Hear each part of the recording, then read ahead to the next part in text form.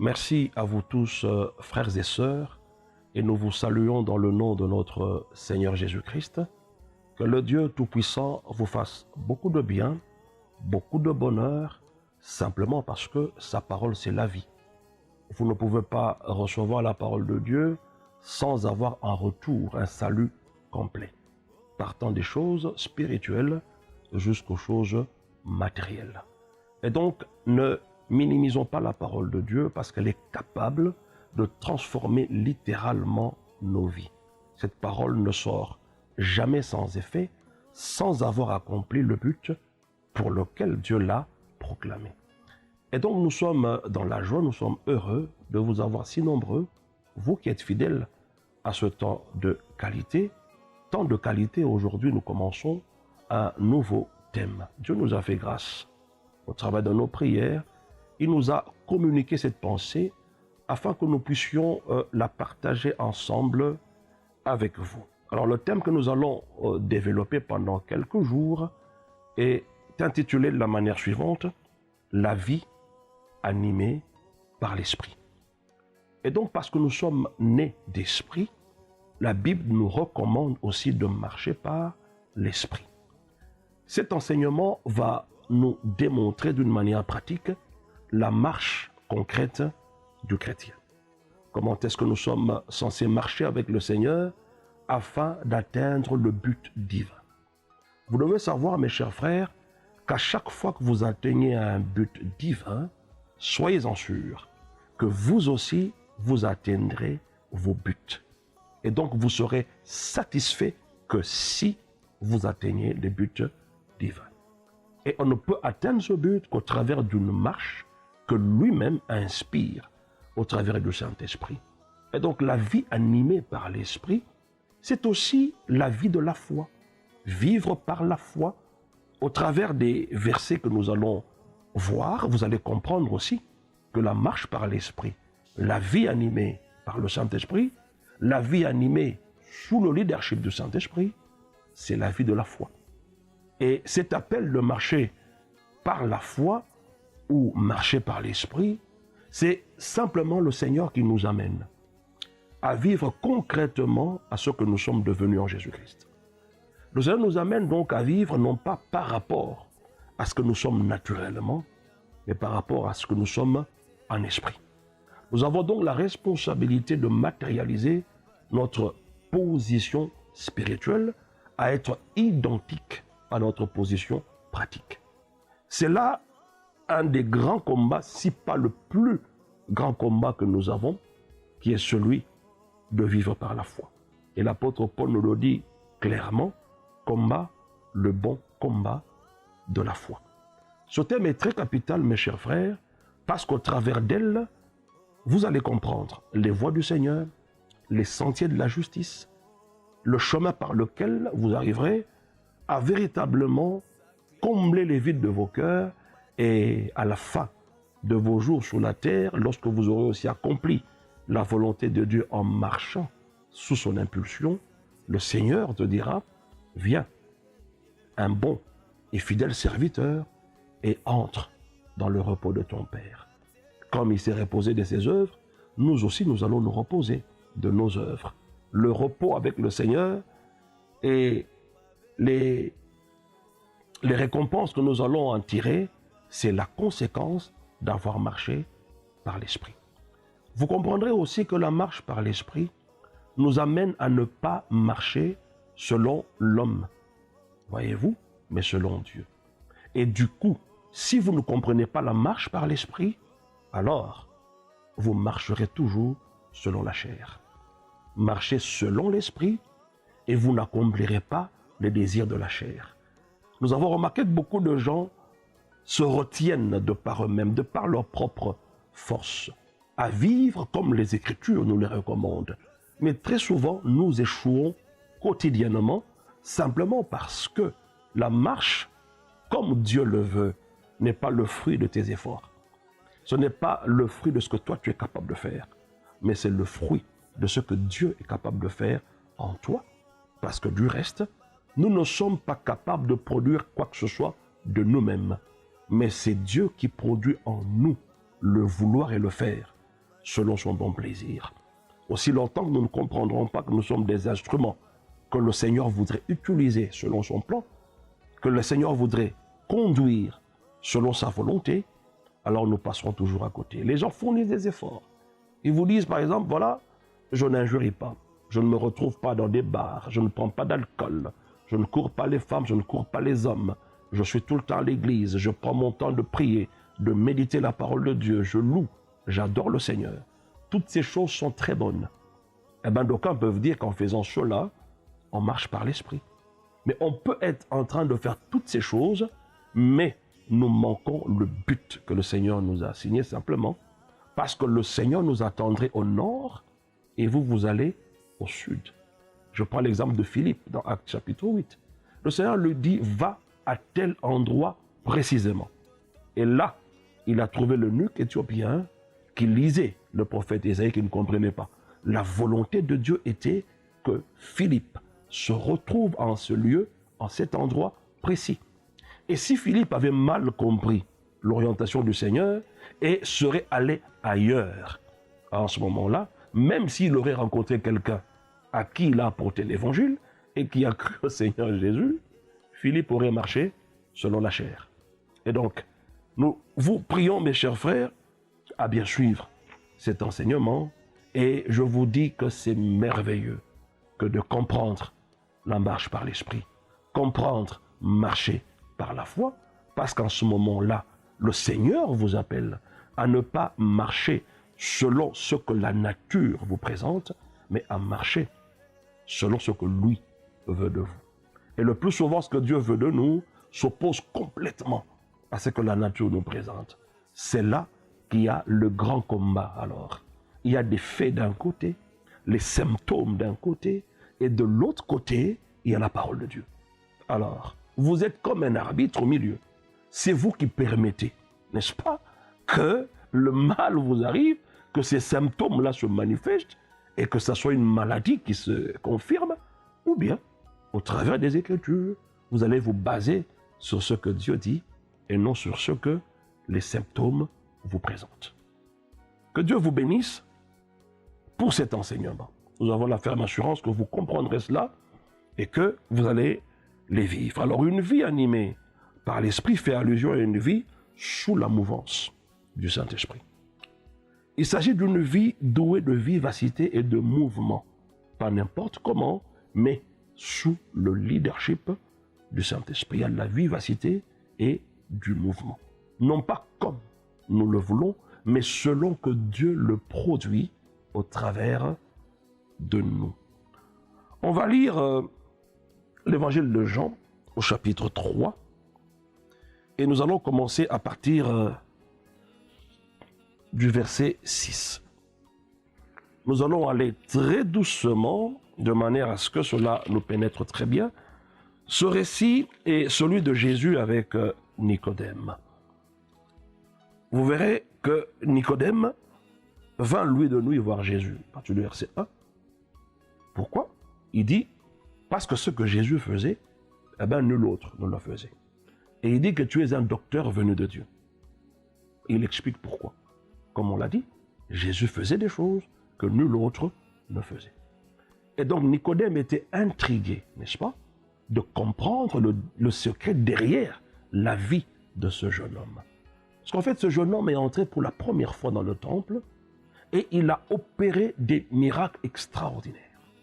Au point que les gens se sont posé des questions de savoir, mais qui est donc celui-ci?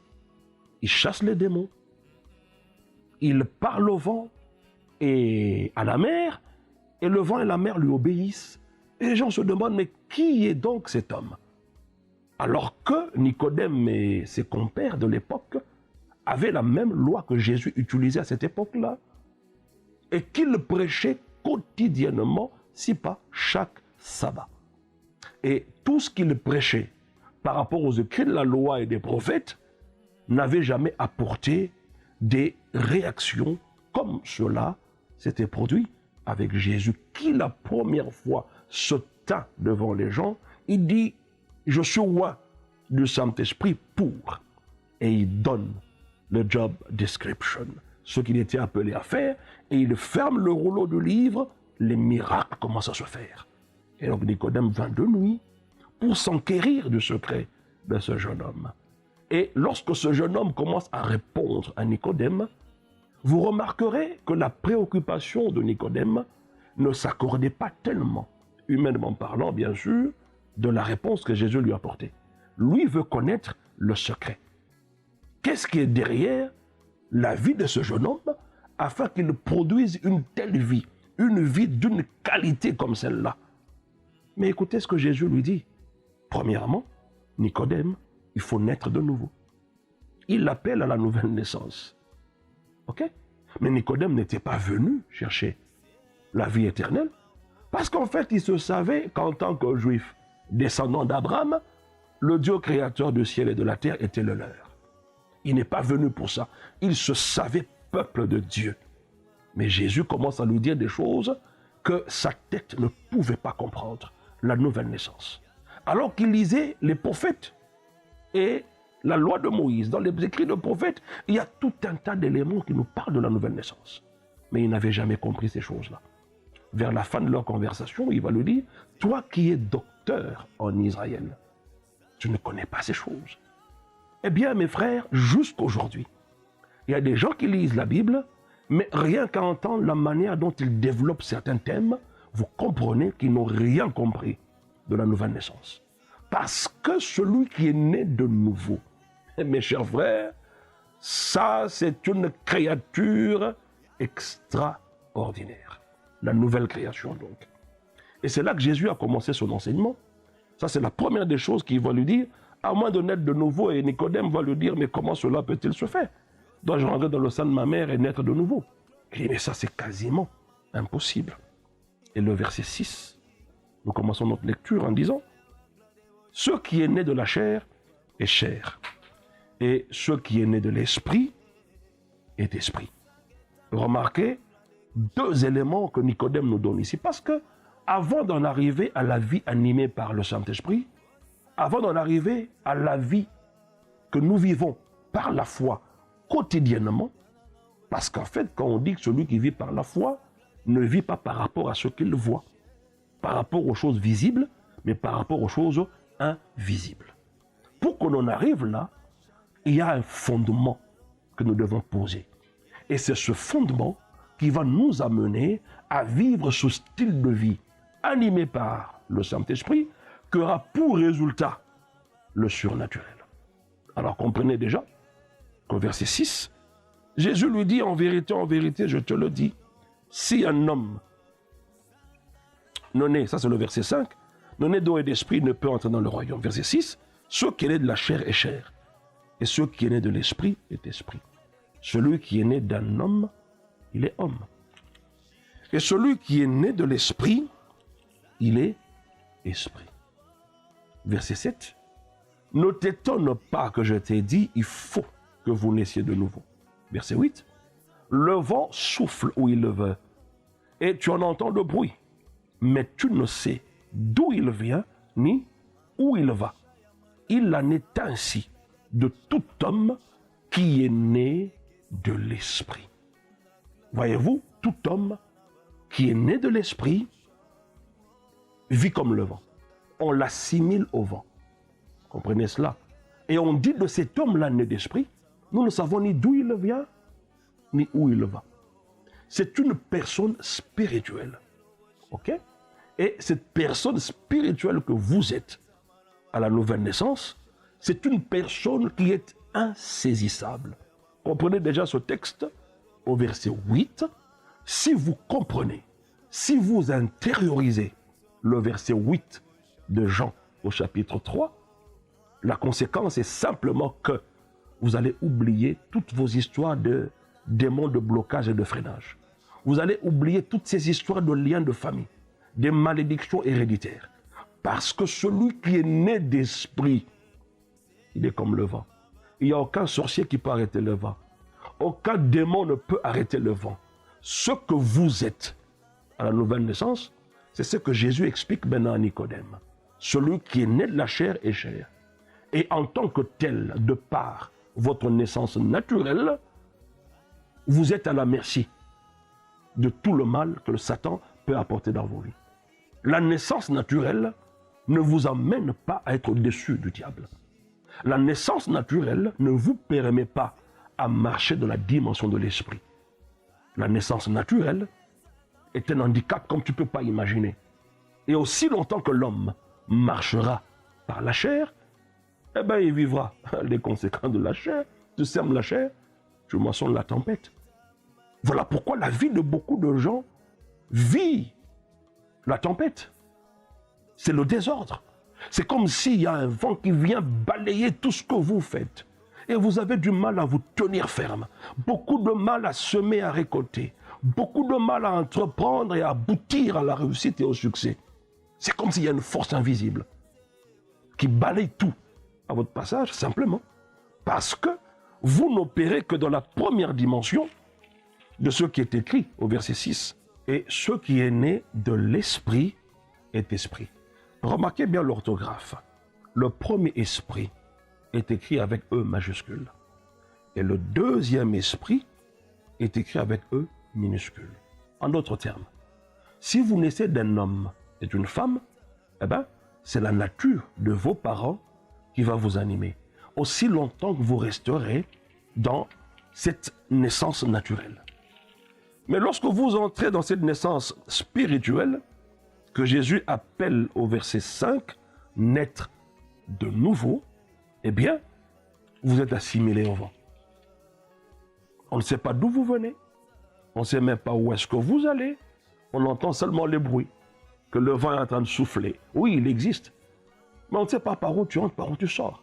Et donc, la vie animée par l'esprit, vous devez comprendre cette réalité.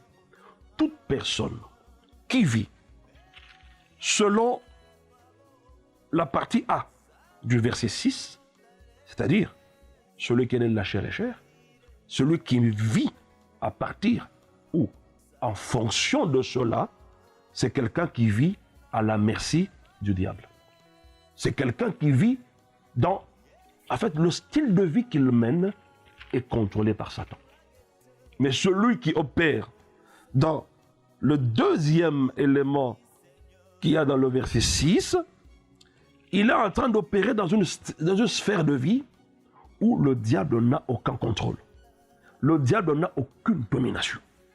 C'est ainsi que le diable ne veut jamais que vous marchiez par l'esprit. Que votre vie soit animée du Saint-Esprit, que vous viviez par la foi. Il veut toujours vous ramener à la vie naturelle, vous faire accepter les réalités naturelles comme étant la vérité. Mais alors que la vérité est du domaine spirituel d'abord. Et le verset 9 nous dit, Nicodème nous dit, comment cela peut-il se faire? Et donc, vous comprenez qu'il y a des gens qui posent cette question, et il y en a qui peuvent aussi poser la même question aujourd'hui. Mais, pasteur, vous dites des choses, oui, mais comment cela se fera-t-il? En fait, le comment, j'aime bien cette question, comment? Et c'est la question que je pose beaucoup de gens. On peut beaucoup parler Bible, prêcher. Dieu est vivant. Le Seigneur fera ceci, il vous élèvera, ainsi de suite. Mais comment? Voyez-vous?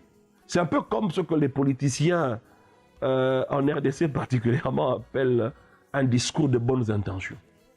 Donc vous dites que voilà, on va arranger le pays, il y aura des métros, il y aura ceci, mais vous ne nous dites pas comment, avec quel budget que vous allez faire cela. C'est pareil avec nous, autres prédicateurs aussi par moment. Ce sont des slogans, ce sont des très belles paroles. Je suis d'accord avec cela, mais il arrivera un moment où vous serez toujours bloqué et la clé pour débloquer la situation, c'est le comment.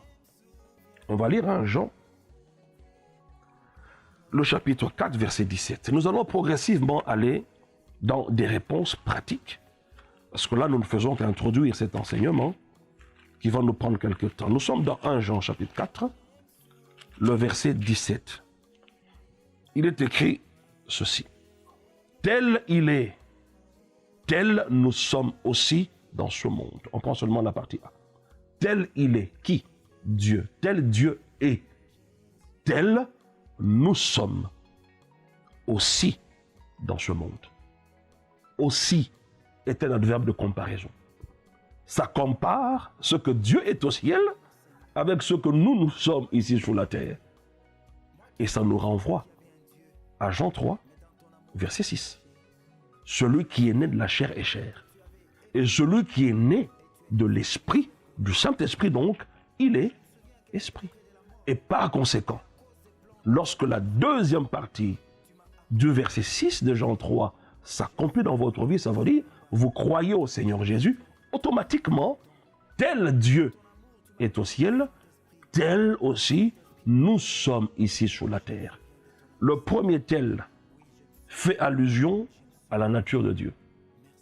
Et le deuxième, qui est écrit au pluriel, fait allusion à nous, qui avons cru et avons aussi, de surcroît, reçu la même nature que Dieu a au ciel. Et donc, par conséquent, si Dieu n'est pas pauvre au ciel, sur la terre, je ne peux pas être pauvre.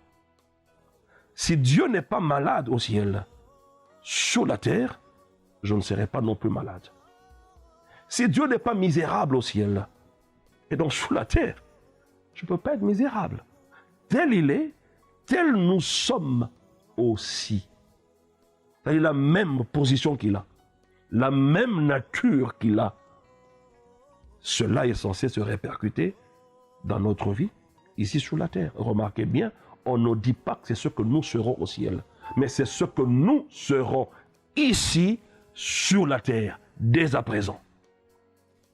Et chers frères, il y a certaines vérités que nous allons annoncer ici, que beaucoup de gens ont du mal à accepter. Ils se considèrent toujours comme des pauvres pécheurs. Ils se considèrent comme des simples humains sur la terre. Pourquoi? Parce qu'ils ne vivent pas selon la partie B du verset 6 de Jean 3. Celui qui est né d'esprit est esprit. Et également le verset 8 de Jean 3. Et donc je vis dans ce monde, mais je ne suis pas de ce monde. Je vis là-dedans, mais je ne suis pas de ce monde. Je n'ai pas la mentalité du monde dans lequel je suis. Je n'ai pas la nature du monde dans lequel je suis. Je ne suis pas appelé à subir les mêmes défaites que ceux qui s'identifient à ce monde. Et donc, marcher ou avoir une vie animée par l'esprit, marcher par la foi, c'est un appel à opérer dans le surnaturel. À ne pas limiter notre vie à ce que nous voyons, à ce que nous entendons, à ce que nous pouvons toucher. Dès lors que nous commençons à opérer en esprit, nous marchons donc par l'esprit. Par la foi, nous sortons du domaine naturel des hommes. Et nous commençons à opérer sur la terre comme des véritables célestes. Tel il est au ciel, tel nous sommes aussi ici sur la terre. Et donc, retenez déjà dans cette leçon d'introduction que la vie animée par l'esprit, c'est la marche par l'esprit, c'est marcher par la foi. Et tout cela marche ensemble et les versets que nous allons vous donner progressivement vont le prouver. Et nous avons commencé par mettre le fondement qu'il faut. Et c'est de ce fondement-là que nous aurons le résultat de cette vie animée par le Saint-Esprit, la vie de la foi, qui ne sera autre chose que la vie surnaturelle. Sans avoir compris ce fondement, il vous sera difficile dans votre tête d'accepter les faits qui sont déjà d'actualité dans votre vie sur le plan spirituel. Donc, retenez, mes chers frères, que celui qui est né d'esprit, il est esprit. Et celui qui est né de la chair est la chair. Il est de la chair. Il y a déjà deux réalités là-bas. Comprenez-les, assimilez-les, et la fois prochaine, nous allons continuer à mieux vous expliquer ces vérités. Que Dieu vous bénisse et rendez-vous à la session prochaine.